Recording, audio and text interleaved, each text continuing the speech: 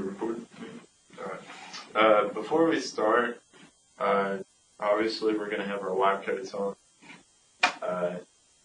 And we just decided not to wear them right now. So I just wanted to let you know that we know to wear our lab coats. Also, this morning I kind of felt under the weather, so I'm coughing a little bit, so pardon me on that, I'm sorry.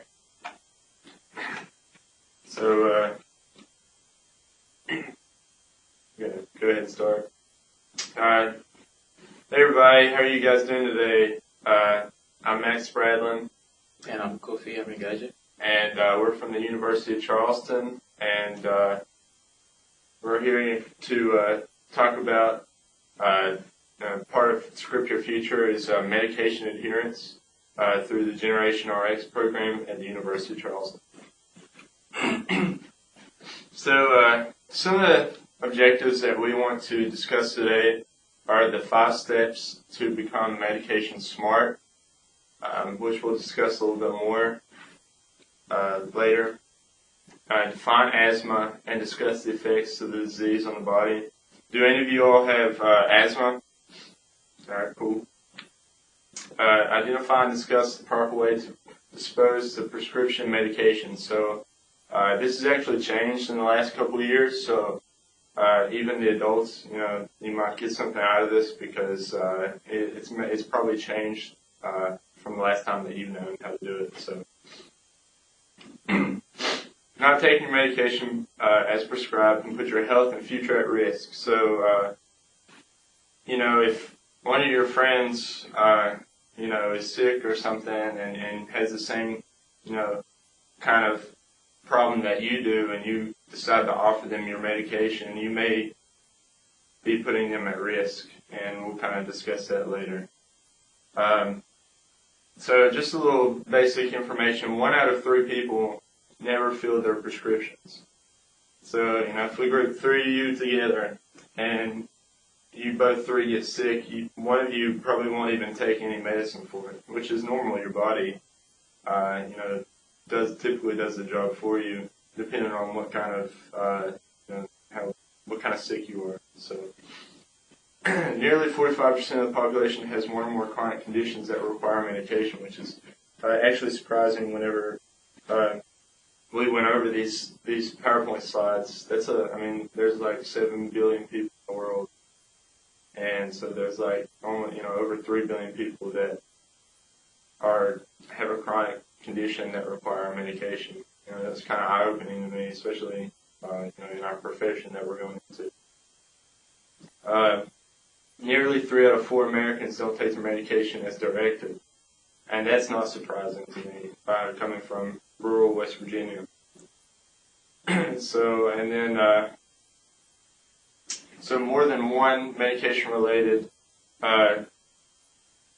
problems are linked to hospital admissions for poor adherence. So, basically, we don't take our medication correctly, so we end up in the hospital, which costs a lot more in the long run. So, one of our objectives was to be the 5 steps of becoming medication smart. So here they are. What is the name of your? So when you're taking medication, you want to know, everything about it, why you're taking it, what it does, what you need to avoid, what you need to take with it. And it's a lot to know about. But if you're taking it, it's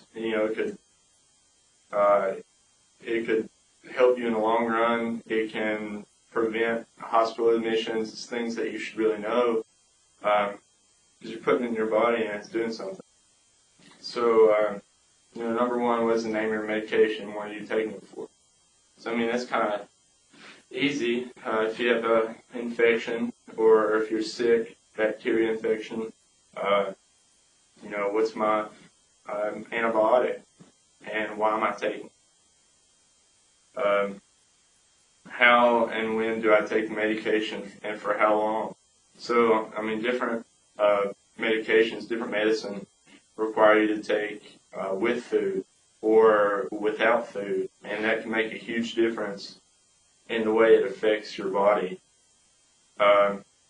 do I take it in the morning or do I take it in the evening? This is also a big factor that comes when you're taking your medication. How long should I take my medication? Should I take it for, 2 weeks, or should I take it for a month, or should I take it for 2 days? Like, these things are important to know because it affects your body, and it can become a negative consequence if you take it incorrectly. So what foods, drinks, and other medicines or activities should I avoid when taking this medicine? I kind of covered that on the second point. But, these are just things that are factored into the medication that it's really important for you to know. Are there any side effects, and what are they, and what happens if you do get a side effect? So, a lot of people have allergies, which we're getting ready to talk about as well. And medicine has certain, people are allergic to certain medications like antibiotics. It has, certain compounds like penicillin or sulfur that people are allergic to, and if you take it, you may be taking it and be like, oh, I'm going to get better off this, but you might have an allergic reaction, and it could possibly kill you. So the last point is, how do I store the medication? Do I store it just in the medicine cabinet? Do I put it in the fridge? Do I leave it? Do I have to do any special kind of preparations before I do it? So that's also important too, because medication can become, it's like food, it can spoil, go bad. So these are just the 5 basic medication smart points that we want you guys to learn. So we did a thing last year, Pill Bottle Pete, and he's back this year. So for you kids that don't know who Pill Bottle Pete is, we just brought pill bottles to the schools, and because some of you kids may have never seen actual prescription bottle, but it goes hand in hand with knowing your medication, what it does. And if you look at a prescription bottle, it's going to tell you the person who's taking it, their name, most of the time their address, their phone number. It'll tell you what the prescription is, how to take it. It'll give you the pharmacy that you got it at. It'll give you sometimes the doctor. So it's just a lot of information that, if something was to happen, if you were having an allergic reaction, you could call the pharmacy. Or if you do have a question about your medication, it's easy information for you to be able to access a healthcare provider. So this is kind of, again, talking about how to take your medication, medication smart. Most of the time, we put auxiliary labels on medications, and they look pretty much like this. And they will tell you certain directions that you should or shouldn't do with your medication, and these are important. These affect how the medication actually works. So, some people kind of just ignore these, but excuse me. But yeah, so like this one says, take with food or meal. Do not take aspirin. So like when you take medication with food, it helps the absorption of the medicine, and that's really important for some drugs. And sometimes you don't want to take food with medication because that really negatively affects the absorption of the drug. So these are just important things that you want to take. Sometimes, when you get older and you can drive, some of these medications can make you dizzy, or they make you blurry vision. They make you have blurry vision, and like you don't want to drive. You don't want to perform any activities on that because they put other people. So asthma. So I asked earlier if any of you guys have asthma. If you do have asthma, can you kind of tell me a little bit about it? Yada, yada, yada. Asthma is a chronic disease that causes your airway to become inflamed, making it hard to breathe. The cause of this inflammation is often caused by triggers. So you guys know where your lungs are at and what they do, right? Okay. So basically, there's different allergies, what we talked about earlier, that causes your lungs to swell up, kind of like a balloon, and they make your airways, it makes it harder for you to breathe. And a lot of people have these common allergies. So pollen comes from everywhere in nature, trees, any type of plant really. Even emotions can affect the chemicals in your body and cause a reaction. Extreme weather changes, again, kind of has to do with the nature aspect. Smoke, so if you're a parent or a relative that smokes, or even like a forest fire or something could be happening, because that's pretty common around here. That can trigger an asthma attack. Chemicals, again, kind of like smoke. Dust mites. So dust mites, if you're at home and you're sleeping or something's dusty and you breathe that into your lungs, that can cause an asthma attack. Even exercise. So if there's exercise-induced asthma, and if you run too hard, you put a lot of stress on your lungs, it can cause a flare-up. Stress is something that you guys have to worry about. So controlling your asthma. So develop an asthma action plan. So you guys will need to know, because asthma is dangerous, and you need to know what to do and what not to do if you or someone else has an asthma attack. So know your asthma triggers and how to avoid them. And this is just simply if you know what's going to hurt you, then you don't need to be around it. So if you know that smoke causes you to have an asthma flare up, then you need to try to not be around that person, or try to go elsewhere to avoid that. Take your asthma medication as prescribed. And this is important because your medication is what's keeping you from having an asthma attack. Track your asthma and recognize when your symptoms are getting worse. So that's basically just keep in mind what makes your conditions better, what makes them worse, and that way you can do step number 2 and how to avoid these things. Know what to do when your asthma becomes worse. Take action. If someone's having has anybody ever seen someone have a really bad asthma attack? Well, if you have, it's pretty scary, and you kind of don't know what to do. You can't really help that person. You have to get help. And if they don't have their inhaler, you need to find an adult as soon as possible, because they're liable.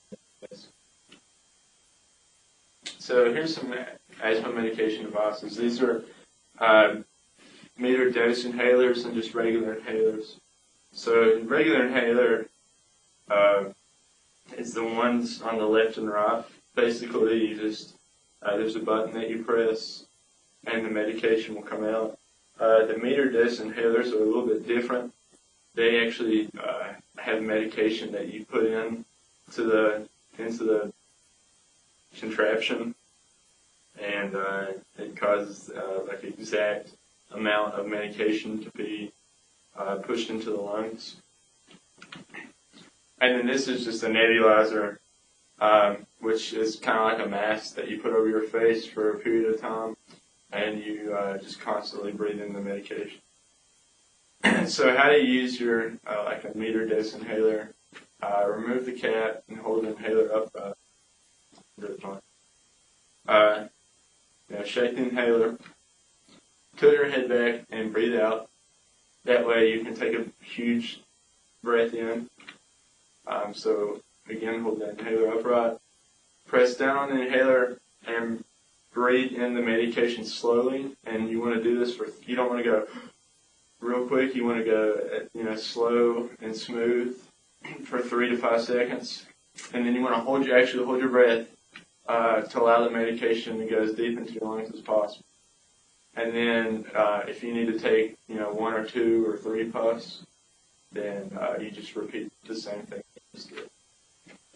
Am I like Kofi talk now?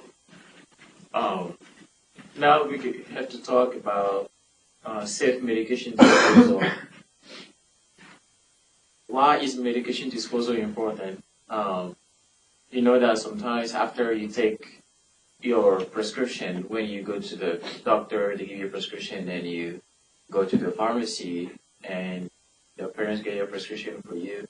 After a long time, and you have some left and you're not taking it anymore, it's better to dispose them in a proper way so that it doesn't go and harm anybody else. You don't want like your siblings or your pets to go and take it. Do you think pouring medications into the trash is a safe disposal method? No, obviously not. It's not good because you don't want your sisters, your brothers, or your pets to mistakenly go into the trash and take the pill and eat them. No, it will harm them and they can get really, really sick. And I'm sure you don't want that. Do you think flushing unwanted pills, liquids, and patches down the toilet is a safe disposal method? Obviously not. It's not a good thing because when you flush them through the toilet, that water can run through other type of water, and you can get into the river or the lake or something, and it will lead to a huge pollution, and some animals or other type of species that can drink those water can get really, really sick, and it's not good for the environment. So how are we supposed to dispose of our unwanted use medications? There are programs around the state and around the whole country that allow people to actually bring their medications, the ones they don't use anymore, and also the bottles only if people don't want to throw them away. So some places are like the police station. There are some police department in Nitro, St. Albans, Dunbar, South Charleston, Kanawha, and Marmot. Does any of you know any police department around here? Yeah, so if you know them, just tell your family members or anybody else that if they want to dispose their medication, there are some program called take back programs, and they can take their pills to those locations and they'll take them away from them. Disposing of medications at home. Disposal in household trash. What is the best way to do this? You can mix the medicines. You don't crush the tablets. Mix the medicines with dirt, kitty litters, or ground coffee. Those will help the pills to not disintegrate. Is that what it is? Yeah, so that it doesn't get into anything else. Yeah, and you place a mixture in a container, like a sealed bag, so that after you place it, you seal the bag so that it doesn't pour back out, and you throw the container in the trash at home if that's how you want to dispose of it. And you scratch out all the personal information on the prescription label of your empty bottle and empty the medicine packaging to make sure it's unreadable. You don't want anybody else to go and see who the prescription was for, and it's not good for your own personal identity. There are some, for example, bags that you can go and buy, and they have directions on them also, but you can use them to safely dispose up to 45 pills. This one, for example. Which we have some to give to the school. Yeah, we actually brought some today to give the school, so you can ask I think we have to give it to the principal or the teacher. Yes, so you can ask your professors about it, and they will show you guys. So this one, for example, you have to open the bag, pour the pills in, seal it halfway with water, and seal the bag back again. and you shake it, and you throw it in the trash. What have you learned today? If anybody can tell us, kind of like a whole summary about what you've learned, or if each person can tell us one thing that they think they can go home today and tell their family members about.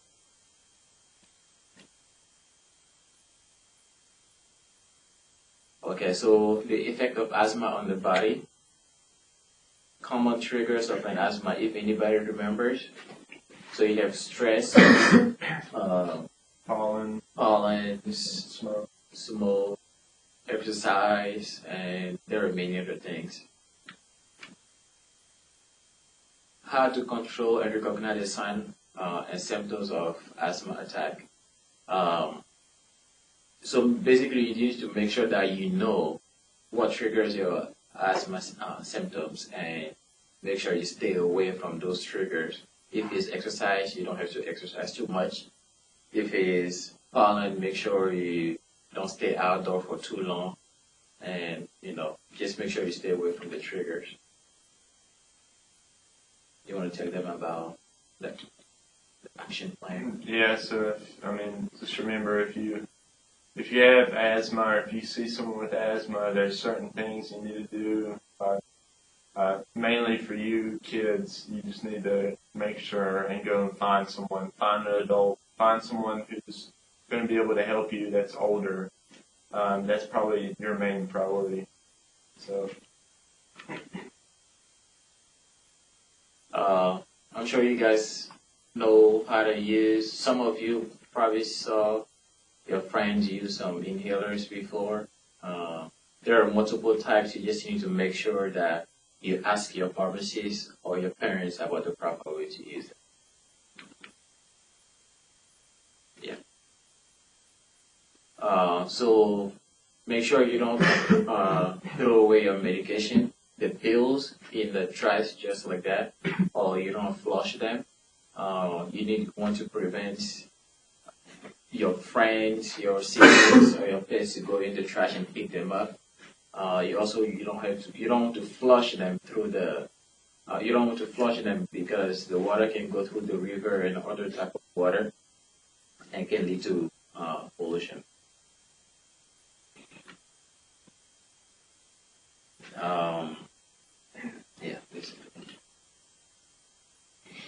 So remember also that there are some locations that you can go and give those medication. It's called take back programs. So you can ask your parents to Google those information. But as you've seen earlier, we gave you some locations. Most of the police departments do have those take back programs. So you can tell your family members to take all the unwanted pills and the ones you have not used to those locations. They'll dispose of them. System current correctly. So I'm sure you guys remember how to do the pouch that we brought in. If you remember how to do, if anybody can demonstrate how to use it. Okay, so again, is there anybody in the class that has any question for us? Maybe. Okay. So my name is Kofi. My name is Max. I hope you guys have learned a lot today, and we'll definitely be coming back again in the future. Cool.